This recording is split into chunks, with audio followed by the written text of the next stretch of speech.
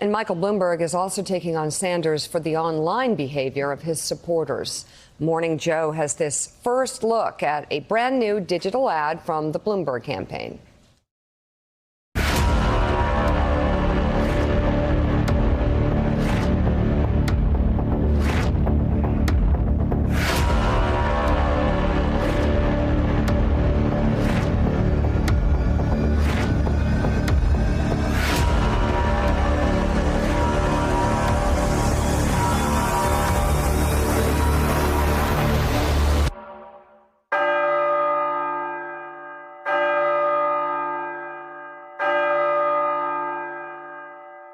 It is vitally important for those of us who hold different views to be able to engage in a civil discourse.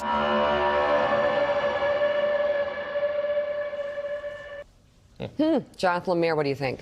Well, that was pretty harsh. I mean, we've certainly seen the Mayor Bloomberg train his fire on President Trump with a series of hard-hitting ads, both on the air and in digital. This is sort of the first time, or at least the most extreme version, against a fellow contender for the Democratic nomination. Adrian, let me get your take on that. Certainly, look, the so-called Bernie bros are out there. Those of us who have said or written anything negative about Bernie Sanders have heard from them, at least on occasion. Certainly, the other candidates do quite frequently. What do you make of this ad? Is this going to be effective? Well, that's the real question, Jonathan, because, I think something like 7% of Americans are on Twitter. So I don't know if this is going to have an overall impact. But of course, it's also a digital ad, which means that they will be targeting people who are probably the victims of the Bernie Bros attacks online. I think it's interesting to note that this is the first ad that he's done that goes after a fellow Democratic primary challenger. He wasn't drawing a contrast on guns. He wasn't drawing a contrast on the economy or, some other aspect of somebody's voting record. He was taking on the Bernie Bros. So I think, if anything, this gives us some sort of element and indication on where the race is going and what we might see play out on Wednesday night. Adrian, real quick, and his campaign, I mean, they have the money to hire the best people and as many people, and they're paying well.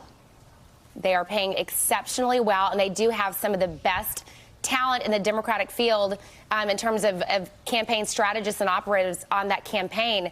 They've been able to attract a lot of strong talent coming off of some of the campaigns of the candidates who have dropped out. And they've amassed, 2,500 staffers across the country. The fact that they were able to build this operation so quickly is significant. No matter how much money you have, it's still very impressive to be able to build this operation so quickly with so many people. And, look, at the very least, if Mike Bloomberg does not become the nominee, his campaign, and he has made it very clear that this operation will stay intact through the duration of this cycle.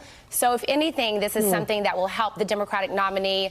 If it's not Mike Bloomberg, whomever it is, and we as Democrats should be, or at least I am very thankful for that aspect. Okay, so John Meacham and then Reverend Al. John Meacham, I just want to ask you, what do we compare this to? I mean, thinking of JFK or other elections that were bought and involved a lot of family influence. And then Rev on how do we believe him if he's buying everything? Meacham. Yeah, a lot of money. I mean, that was, almost everything in the pre-Watergate era was unrecorded. It's lost in the mists of history, how much was spent. Pretty clearly, that President Kennedy actually framed this forever, if that wonderful line that he got in a telegram from his father who said that, Jack, I don't mind you buying an election, but I'll be damned if I'm going to pay for a landslide. So there is that. I think Bloomberg is a fascinating combination of new and old, right? It's the new world of technology. He made his money from understanding the flow of information, of understanding what markets needed, what the people who moved markets needed. This is a guy who got fired as a young man from Salomon Brothers, I think it was, and then has built this remarkable fortune. But he did it by understanding what moved markets and how to get that information to people. It's not that much of a leap to see him moving that data-driven skill set to politics.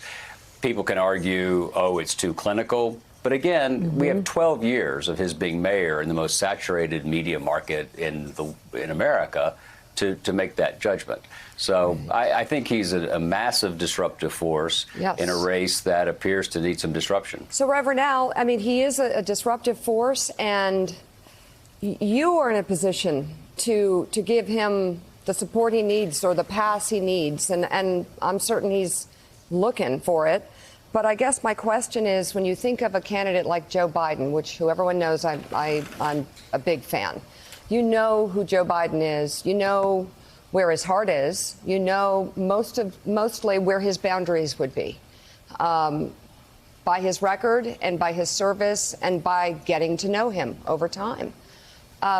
What do you know about Mike Bloomberg in terms of being able to believe him and knowing whether he will put his money where his mouth is?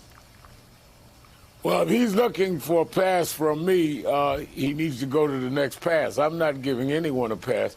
I, again, would challenge him to show any way, shape, or form why we ought to believe that he is sorry when he did it 4 days before he announced for president, announcing he was sorry.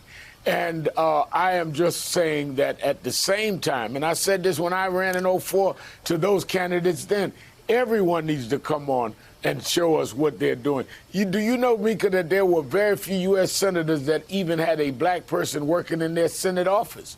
So I clearly led a lot of the marches and rallies against Bloomberg, and I've clearly held him to task on this. But I don't want to say that everyone shouldn't be held to task. But under no circumstances am I saying that Michael Bloomberg should not have to demonstrate, if he can, and that's a big question, that he wants to try and repair or at least make an effort toward the damage he did. But I also want to know Tom Steyer, the other billionaire in the race. How many blacks work in your companies? I want to know about the issues I've raised on Biden and Bernie. And I think that if we give anybody a pass, then it looks like we're only being political to do it on one candidate. I think that they all need to come clear, but clearly Bloomberg has a lot that he has to show for. But I think the crime bill put people in jail. Some are in jail today, and we've got to deal with that. I think Biden's heart was right, but I think his head was wrong on the crime bill, and we've got to repair that as well. Thanks for checking out MSNBC on YouTube, and make sure you subscribe to stay up to date on the day's biggest stories. And you can click on any of the videos around us to watch more from Morning Joe and MSNBC. Thanks so much for watching.